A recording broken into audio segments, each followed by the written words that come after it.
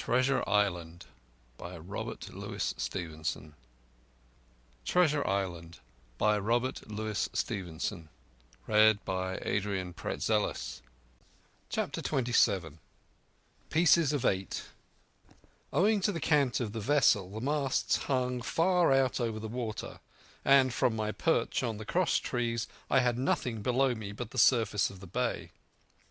Hans, who was not so far up, was in consequence nearer to the ship, and fell between me and the bulwarks.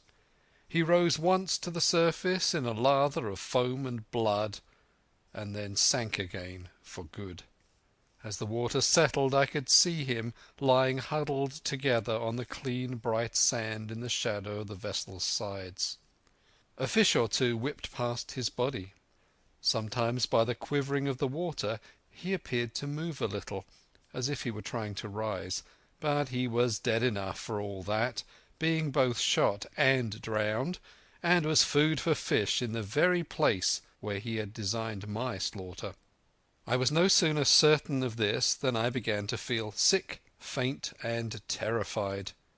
The hot blood was running over my back and chest. The dirk, where it had pinned my shoulder to the mast, seemed to burn like a hot iron. Yet it was not so much these real sufferings that distressed me, for these, it seemed to me, I could bear without a murmur. It was the horror that I had upon my mind of falling from the cross-tree into that still green water beside the body of the coxswain. I clung with both hands till my nails ached, and I shut my eyes as if to cover up the peril. Gradually my mind came back again. My pulses quieted down to a more natural time, and I was once more in possession of myself. It was my first thought to pluck forth the dirk, but either it struck too hard or my nerve failed me, and I desisted with a violent shudder. Oddly enough, that very shudder did the business. The knife, in fact, had come the nearest in the world to missing me altogether. It held me by a mere pinch of skin, and this the shudder tore away. The blood ran down the faster, to be sure, but I was my own master again, and only tacked to the mast by my coat and shirt. These last I broke through with a sudden jerk, and then regained the deck by the starboard shrouds. For nothing in the world would I have again ventured, shaken as I was, upon the overhanging port shrouds from which Israel had so lately fallen. I went below and did what I could for my wound. It pained me a good deal and still bled freely, but it was neither deep nor dangerous, nor did it greatly gall me when I used my arm. Then I looked around me, and as the ship was now in a sense my own, I began to think of clearing it from its last passenger, the dead man O'Brien. He had pitched, as I have said, against the bulwarks, where he lay like some horrid, ungainly sort of puppet. Life-size indeed, but how different from life's colour or life's comeliness. In that position I could easily have my way with him, and as the habit of tragical adventures had worn off almost all my terror for the dead, I took him by the waist as if he had been a sack of bran, and with one good heave tumbled him overboard. He went in with a sounding plunge. The red cap came off and remained floating on the surface, and as soon as the splash subsided I could see him and Israel lying side by side, both wavering with the tremulous movement of the water. O'Brien, though still quite a young man, was very bald. There he lay with that bald head across the knees of the man who had killed him, and the quick fishes steering to and fro over both. I was now alone within the ship. The tide had just turned. The sun was within so few degrees of setting that already the shadows of the pines upon the western shore began to reach right across the anchorage and fall in patterns on the deck. The evening breeze had sprung up, and though it was well warded off by the hill with the two peaks upon the east, the cordage had begun to sing a little softly to itself, and the idle sails to rattle to and fro.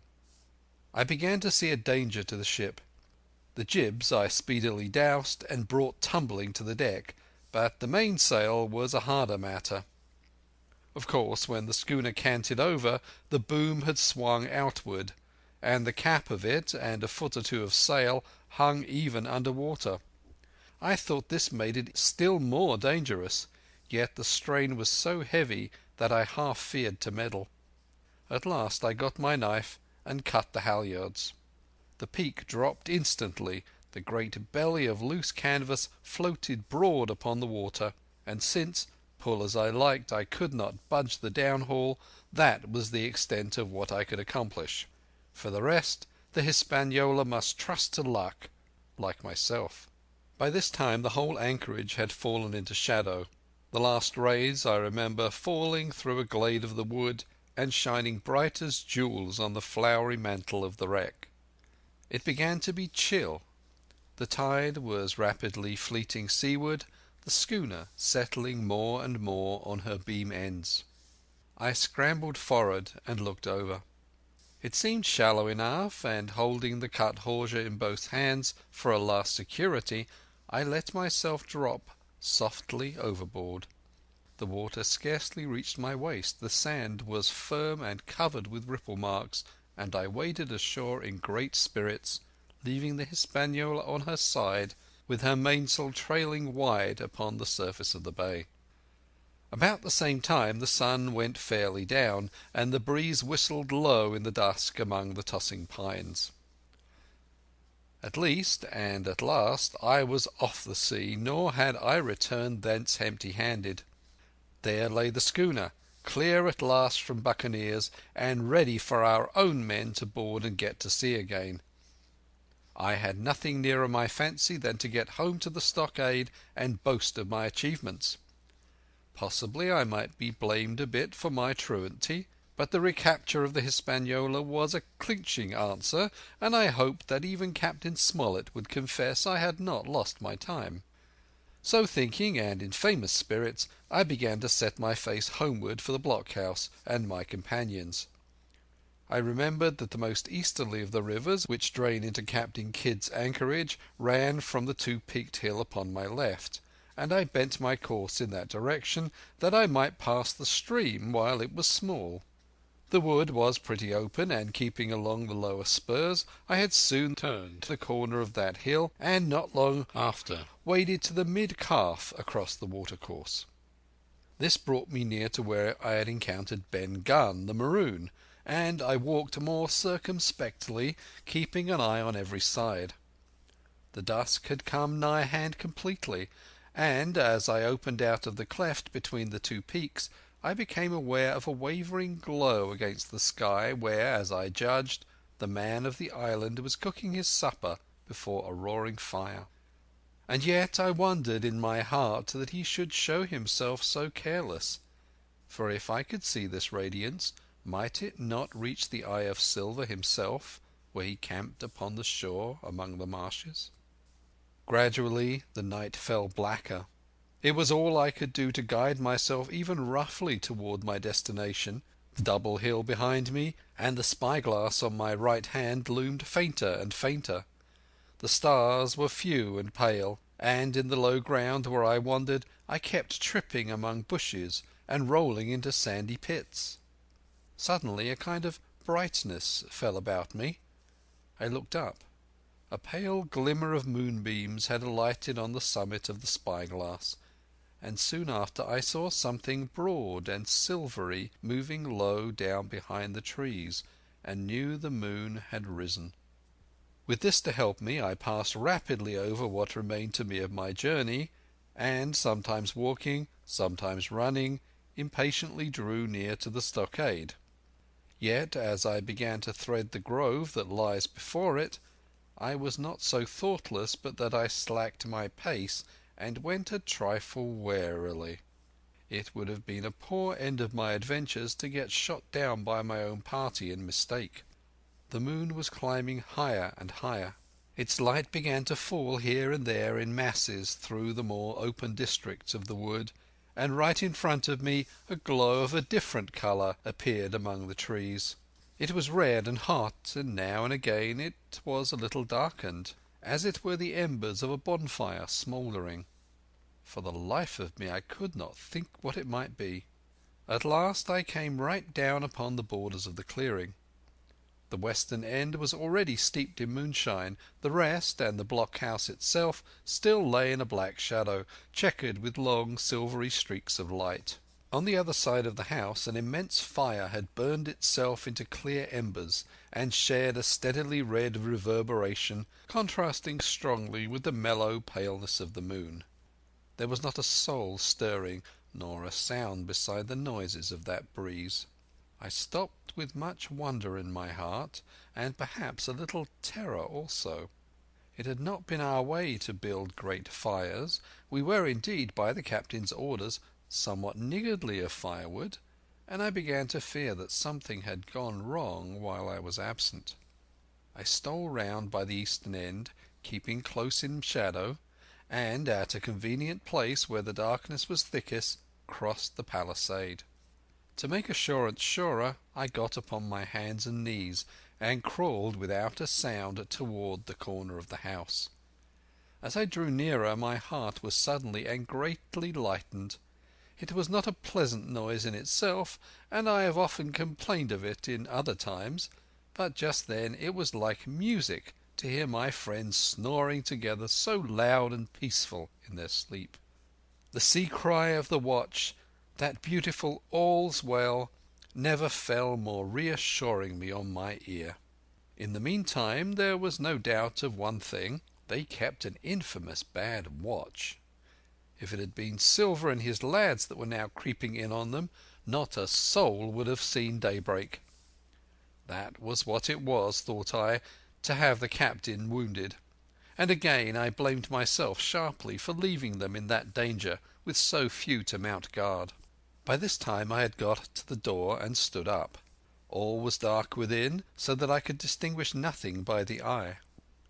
As for sounds, there was the steady drone of the schnorrers, and a small occasional noise, a flickering or pecking, that I could in no way account for.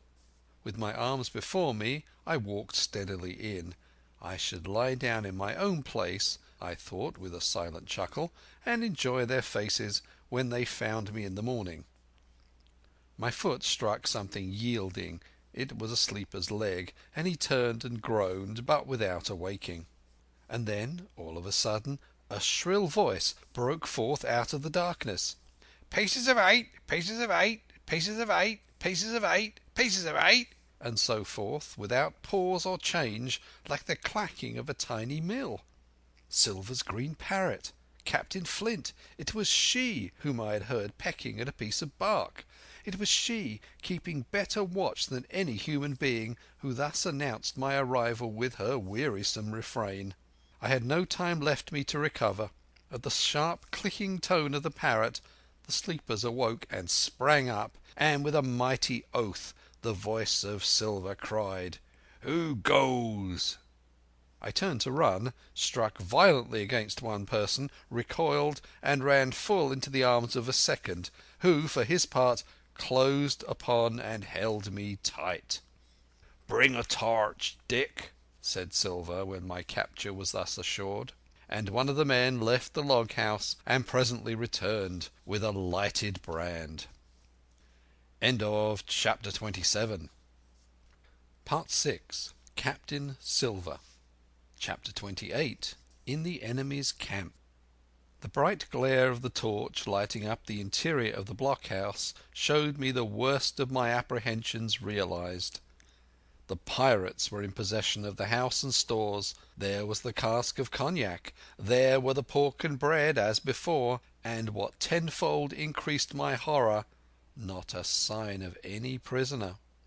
I could only judge that all had perished, and my heart smote me sorely that I had not been there to perish with them. There were 6 of the buccaneers, all told. Not another man was left alive. 5 of them were on their feet, flushed and swollen, suddenly called out of the first sleep of drunkenness. The 6th had only risen upon his elbow.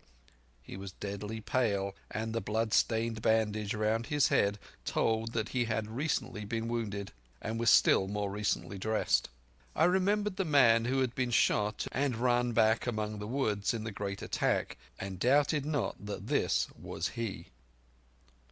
The parrot sat, preening her plumage, on Long John's shoulder. He himself, I thought, looked somewhat paler and more stern than I was used to.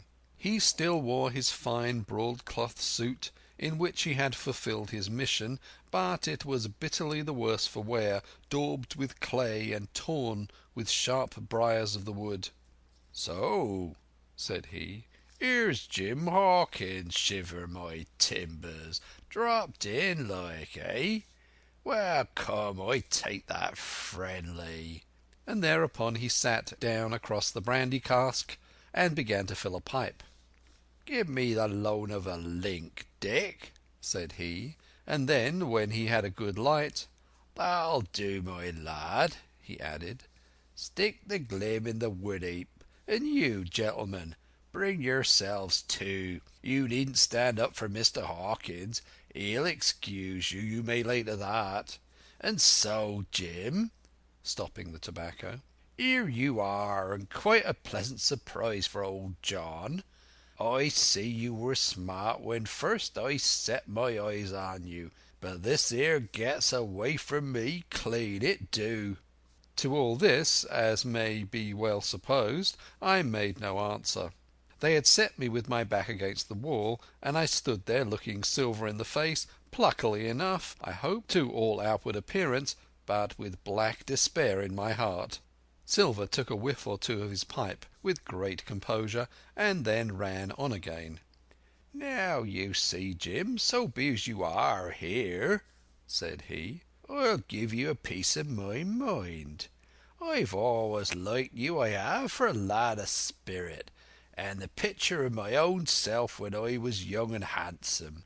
I always wanted to join and take your share and die a gentleman, and now, my cock, you've got to. Captain Smollett's a fine seaman, as I'll own up to any day, but stiff on discipline.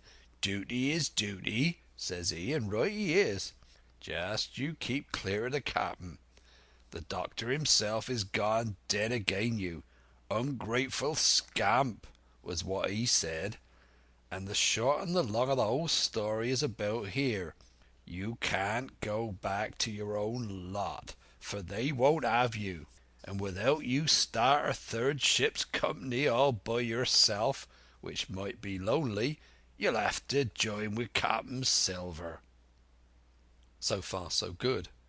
My friends, then, were still alive, and though I partly believed the truth of Silver's statement that the cabin party were incensed at me for my desertion, I was more relieved than distressed by what I heard.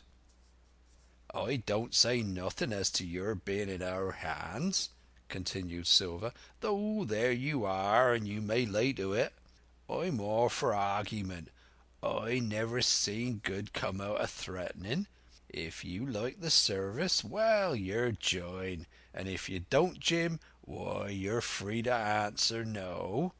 Free and welcome, shipmate, and if fairer can be said by mortal seamen, shiver my sides." "Am I to answer, then?" I asked, with a very tremulous voice.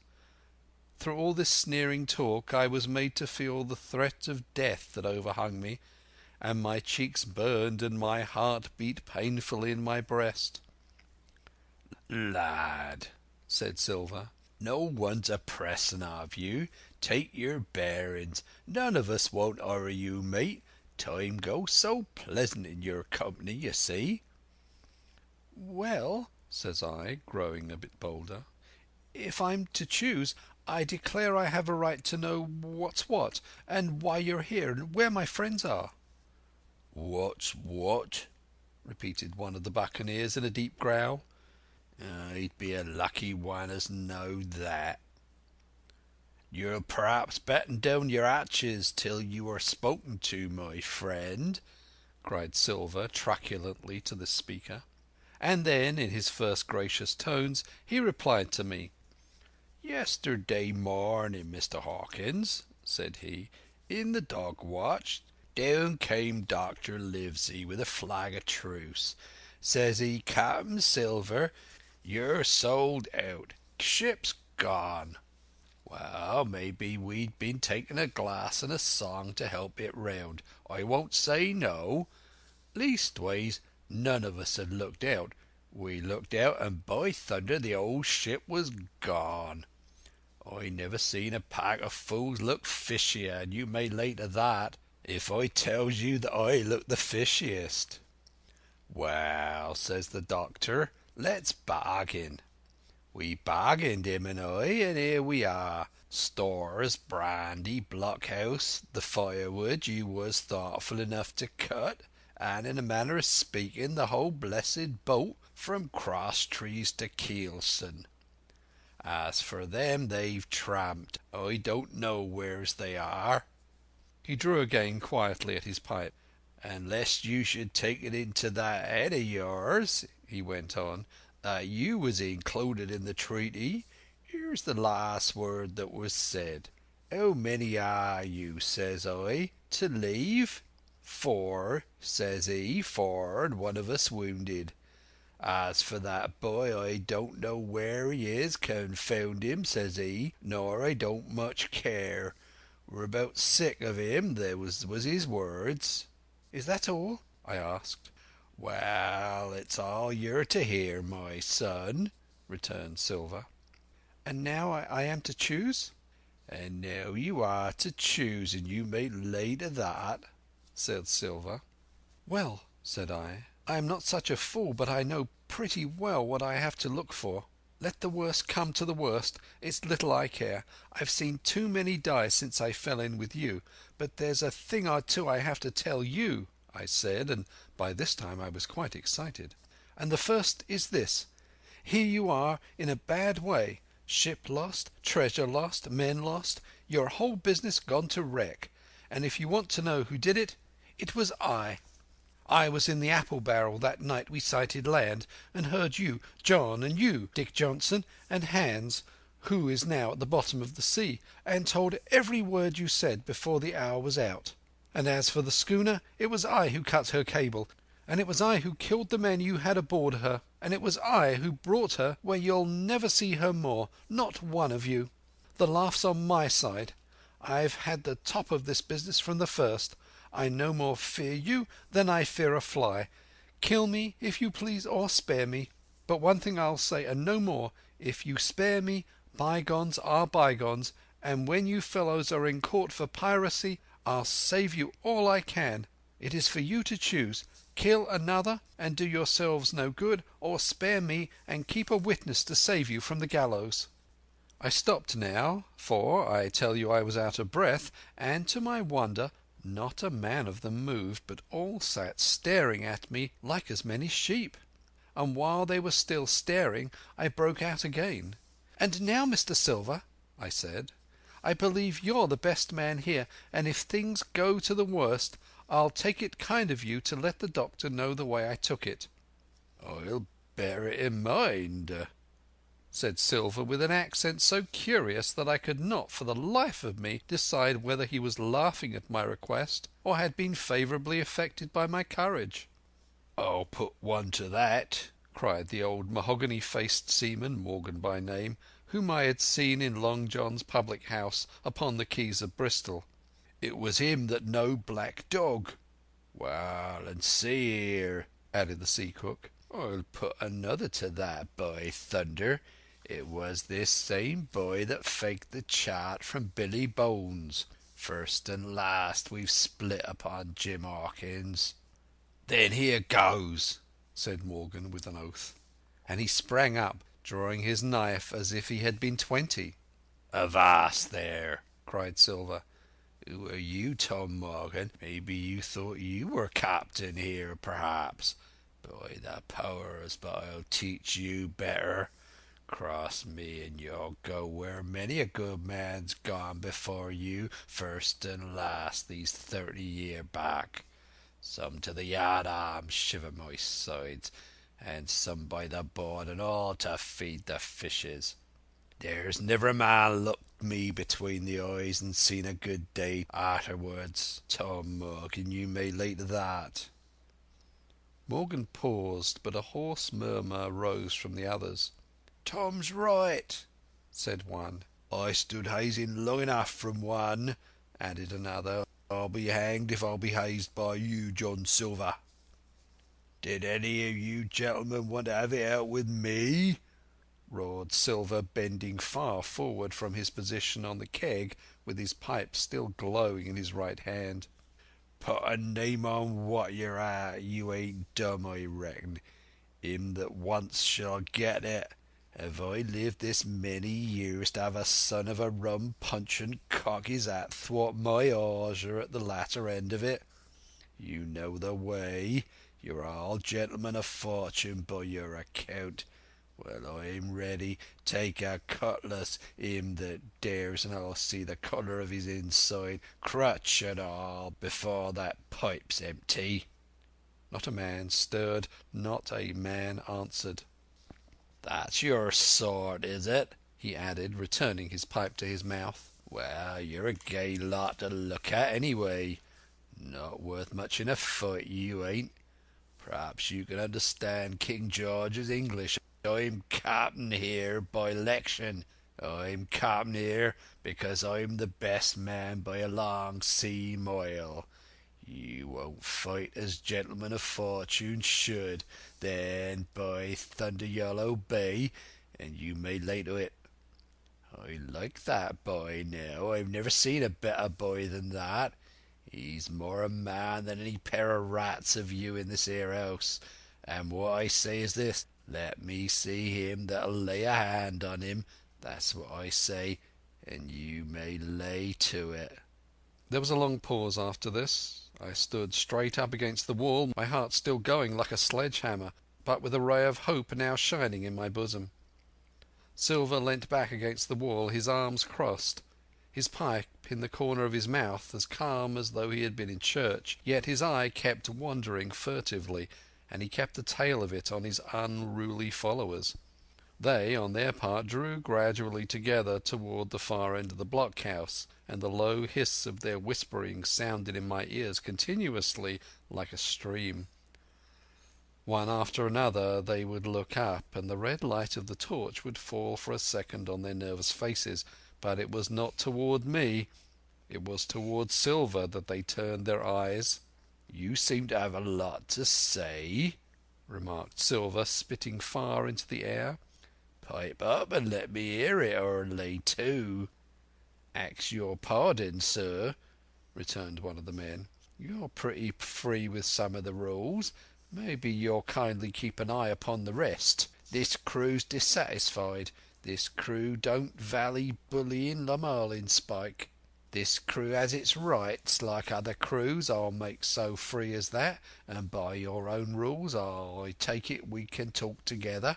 I ask your pardon, sir, acknowledging you for the captain at this present, but I claim my right, and steps outside for a council." And with an elaborate sea salute, this fellow, a long, ill-looking, yellow-eyed man of 35, stepped coolly toward the door and disappeared out of the house. One after another the rest followed his example, each making a salute as he passed, each adding some apology. "According to rules," said one. "Forecastle council," said Morgan. And so, with one remark or another, all marched out and left Silver and me alone with the torch. The sea cook instantly removed his pipe. "Now look you here, Jim Hawkins," he said in a steady whisper that was no more than audible. "You're within half a plank of death, and what's a long sight worse, of torture. They're going to throw me off, but you mark, I stand by you through thick and thin. I didn't mean to, no, not till you spoke up. I was about desperate to lose that much blunt and be hanged into the bargain. But I see you was the right sort. I says to myself, you stand by Hawkins, John, and Hawkins'll stand by you. You're his last card, and by the living thunder, John, he's yours. Back to back, says I. You save your witness, and he'll save your neck." I began dimly to understand. "You mean all's lost?" I asked. "Aye, by gum, I do," he answered. "Ship gone, neck gone, that's the size of it. Once I looked into that bay, Jim Hawkins, and seen no schooner. Well, I'm tough, but I gave out. As for that lot in their council, mark me, they're outright fools and cowards. I'll save your life, if so be as I can, from them. But see here, Jim, tit for tat, you save Long John from swinging." I was bewildered. It seemed a thing so hopeless he was asking. He, the old buccaneer, the ringleader throughout. "What I can do, that I'll do," I said. "It's a bargain," cried Long John. "You speak up plucky, and by thunder I've a chance." He hobbled to the torch where it stood propped among the firewood, and took a fresh light to his pipe. "Understand me, Jim," he said, returning. "I've head on my shoulders, I have. I'm on Squire's side now. I know you've got that ship safe somewheres. How you done it I don't know, but safe it is. I guess Hans and O'Brien turned soft. I never much believed in neither of them. Now, you mark me. I ask no questions, nor won't let others. I know when a game's up, I do, and I know a lad that's staunch. Ah, you that's young, you and me might have done a power of good together." He drew some cognac from the cask into a tin cannikin. "Will you taste, messmate?" he asked, and when I had refused, "Well, I'd take a drain myself, Jim," said he. "I need a corker, for there's trouble on hand." And then, "And talking of trouble, why did that doctor give me the chart, Jim?" My face expressed a wonder so unaffected that he saw the needlessness of further questions. "Ah, well, he did, though," said he. "And there's something under that, no doubt. Something surely under that, Jim, bad or good." And he took another swallow of the brandy, shaking his great fair head like a man who looks forward to the worst. Chapter 28